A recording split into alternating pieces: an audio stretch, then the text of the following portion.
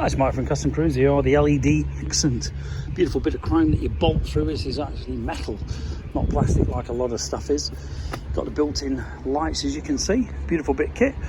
This is from Kuryakyn, available for us at Custom Cruises. You can see the LED lights here, the LED lights basically here. We're going to light these boxes up because on the European models they're not. Stop tails going on in here, spoiler light going on as well. But massive accessories on this bike, as you can see, the Kuryakyn triple extensions. We've got the vent lights on here. We're going to put some lights in here. We've got speaker lights going on, beautiful blue colour. We've also got, see here, the indicator lights going on, okay. And then we've also got extra lights here. We've got the tritium, these are show chrome built-in indicators, driving lights and fog lights all built in.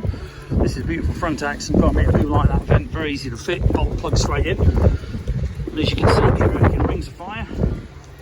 Beautiful bit of kit, fender lights on here as well. The lit eagle, and like I say, just masses of lights.